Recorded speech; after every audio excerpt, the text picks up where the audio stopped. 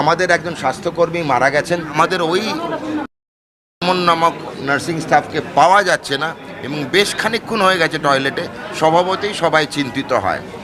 বাইরে ধাক্কা এবং গলা উঁচানোর পরে উনি ভেতর থেকে কোনো রকম সাড়া দেন না এবং সাড়া দেননি বলে আমাদের এখানে যারা গ্রুপ ডি অ্যাসিস্ট্যান্ট আছেন, জেনারেল ডিউটি অ্যাসিস্ট্যান্ট, তাদের কাউকে ডেকে দরজাটা ভাঙার পরে দেখা যায় যে উনি অচেতন অবস্থায় রয়েছেন এবং তারপরে আনুমানিক 10:30টার পরে ওনাকে মৃত বলে ঘোষিত হন।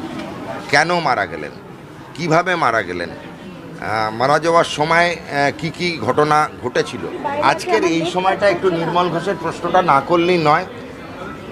সাংবাদিকরা সাংবাদিকই থেকে যাবে। একটা মৃত্যুর ব্যাপারে আমরা আলোচনা করছি, তাও বললাম যে পুলিশ এবং প্রশাসনকে সাধুবাদ জানাই। নির্মল ঘোষ, আমি একটু দুঃখিত, এতদিন ঘুরে বেড়া, যেহেতু উনি মারা গেছেন নীলরতন সরকার হাসপাতালে, ময়নাতদন্তটা অন্যত্র করানো, উনি নিজেই বলেছেন মেডিকেল কলেজে করালে উনি খুশি। আমরা সব ব্যবস্থা করে দিয়েছি। মহিলা, 30 বছর বয়স, আনুমানিক, MSc নার্সিং পাশ করা, আমাদের নীলরতন সরকার হাসপাতালের গাইনিকোলজি অ্যান্ড অবস্টেট্রিক্স ডিপার্টমেন্টের যে এইচডিউটার ছিল, সেই এইচডিউয়ের নার্সিং স্টাফ। উনি গতকাল রাত্রে আনুমানিক রাত্রি 9টার সময় পেশেন্টকে পরিষেবা দেওয়ার জাস্ট একটু পরেই, ইনিশিয়াল পরিষেবা দিতে হয় তো 8টায় হ্যান্ডওভার হয়, 9টার সময় উনি শৌচালয়ে প্রবেশ করেন। তারপরে যা হয়, এখানে বিজি ওয়ার্ড, এনআরএস হাসপাতাল তো সবসময় ভর্তি থাকে, এখানে বেড পাওয়া যায় না, তো সবাই কাজে কর্মে ব্যস্ত।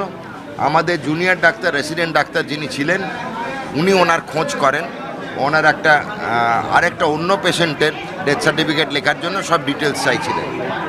বেশ কিছুক্ষণ পরে যখন উনি লক্ষ্য করেন যে আমাদের ওই নামক নার্সিং স্টাফকে পাওয়া যাচ্ছে না এবং বেশ খানিকক্ষণ হয়ে গেছে টয়লেটে, স্বভাবতই সবাই চিন্তিত হয়। বাইরে ধাক্কা এবং গলা উঁচানোর পরে উনি ভেতর থেকে কোনো রকম সাড়া দেন না এবং সাড়া দেননি বলে আমাদের এখানে যারা গ্রুপ ডি অ্যাসিস্ট্যান্ট আছেন, জেনারেল ডিউটি অ্যাসিস্ট্যান্ট, তাদের কাউকে ডেকে দরজাটা ভাঙার পরে দেখা যায় যে উনি অচেতন অবস্থায় রয়েছেন। স্বভাবতই আমাদের পরিবার, চিকিৎসা এবং চিকিৎসা কর্মীর পরিবার, স্বভাবতই আমাদের পরিবারের কেউ যদি এমত অবস্থায় আমরা পাই, আবেগ আগে চলে আসে, বিজ্ঞান একটু পরে আসে। আবেগপ্রবণ অবস্থায় আমরা তাড়াতাড়ি তার বডিটা ট্রলিতে তুলি এবং তোলার পরে আমাদের জুনিয়র ডাক্তাররা ঝাঁপিয়ে পড়ে, যা হয় ওনাকে কোনোরকমভাবে যদি ফিরিয়ে আনা যায়, কিন্তু বিফল হয় এবং তারপরে আনুমানিক 10:30টার পরে ওনাকে মৃত বলে ঘোষিত হয়। পুলিশকে সঙ্গে সঙ্গে অবগত করা হয়। আনুমানিক 11টার বেশ কিছুক্ষণ পূর্বে, 11:15 থেকে 10:50 নাগাদ পুলিশ চলে আসেন এখানে। আমরা পরবর্তী যা সব কিছু পুলিশের হাতে আমরা তুলে দিই। আমরা অনুমানে চলি না, বিজ্ঞানে চলি। অনুমানের কোনো জায়গা নেই। দয়া করে সংবাদ মাধ্যম কোনো অনুমানের অবকাশ রাখবেন না।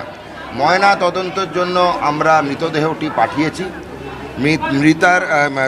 মৃত ব্যক্তির হাজব্যান্ড, উনি থাকতেন দমদম ক্যান্টনমেন্ট এরিয়ায়, বিবাহিত সিস্টার, ওনারা কলকাতা শহরে দমদম ক্যান্টনমেন্ট এরিয়ায় থাকতেন। আর আমাদের নার্সিং স্টাফ, ওনার অরিজিনাল বাড়ি হচ্ছে সাউথ খন্দা, প্রতাপদিঘি থানা, পটাশপুর, পূর্ব মেদিনীপুর। দু জায়গাতেই আমরা খবর পাঠাই তৎক্ষণাৎ। হাজব্যান্ড চলে আসেন আনুমানিক 11টার পরে। ওনাকে পুরো জিনিসটাই অবগত করা হয়েছে, আমরা যা দেখেছি করেছি। ওনার একটা আবেদন হয়েছিল স্বাস্থ্য দপ্তর এবং পুলিশের কাছে, সেটা হচ্ছে যেহেতু উনি মারা গেছেন নীলরতন সরকার হাসপাতালে, ময়নাতদন্তটা অন্যত্র করানো, উনি নিজেই বলেছেন মেডিকেল কলেজে করালে উনি খুশি। আমরা সব ব্যবস্থা করে দিয়েছি। ময়নাতদন্ত হবে কলকাতা মেডিকেল কলেজের ফরেন্সিক বিভাগের প্রধানের তত্ত্বাবধানে। আমাদের এখানকার নীলরতন সরকারের ফরেন্সিক বিভাগের যিনি বিভাগীয় প্রধান, ওনাকেও অবগত করেছি, উনিও সেটা জানেন এবং উনিও যা ওনার জন্য ওনার দপ্তরের তরফ থেকে মেডিকেল কলেজ দপ্তরে জানানো, সেটা উনি জানিয়ে দিয়েছেন। এখন মৃত্যুর কারণ তো আমরা এখনও জানতে পারিনি, সেটা তো আমার কাছেও একই রকম সন্দেহভাজন। কেন মারা গেলেন, কিভাবে মারা গেলেন, মারা যাওয়ার সময় কি কি ঘটনা ঘটেছিল, এই প্রশ্নের উত্তর তো পুলিশ দেবে, ময়নাতদন্ত রিপোর্ট দেবে।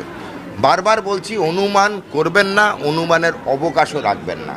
বিজ্ঞান আগে, প্রশাসন এবং পুলিশের যে তদন্ত চলবে, অনুসন্ধান চলবে, সেটা আগে রাখুন, অনুমান পরে।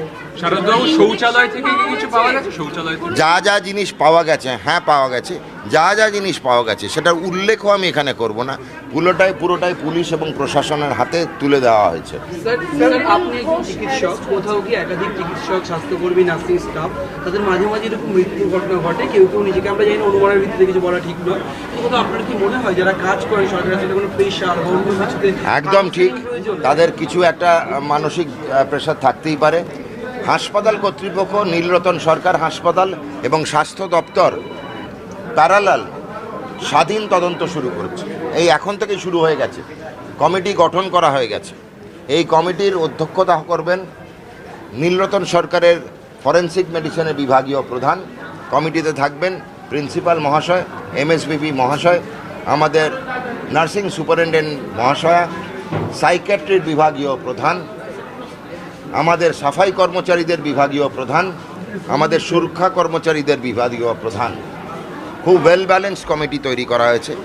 আমাদের ইন্টারনাল এনকোয়ারি, আভ্যন্তরীণ তদন্ত, যা রিপোর্ট 7টি ওয়ার্কিং দিনের মধ্যে করে স্বাস্থ্য দপ্তরে ডাইরেক্টর মেডিকেল এডুকেশনকে পাঠানোর নির্দেশ দেওয়া হয়েছে। মানসিক চাপের কথা আমি বলিনি, মুখে তুলে দিতে পারবেন না।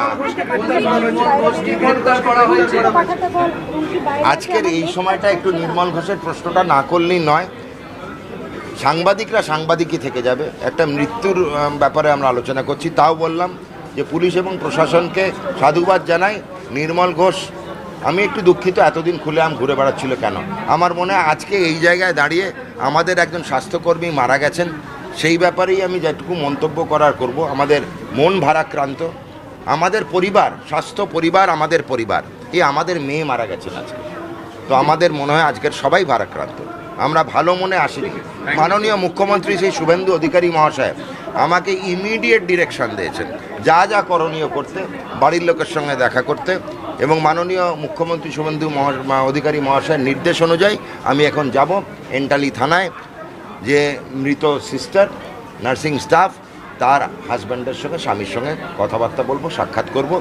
প্রশাসনের তরফ থেকে যা যা সহযোগিতা দরকার মুখ্যমন্ত্রী জানিয়েছেন আমাকে, সব সহযোগিতা করা হবে। মাননীয় মুখ্যমন্ত্রীর নির্দেশ অনুযায়ী আমি ওনার স্বামীর কাছে এই বার্তা পৌঁছে দেব যে আমাদের তরফ থেকে যা সহযোগিতা চাইছেন, যা যা করণীয়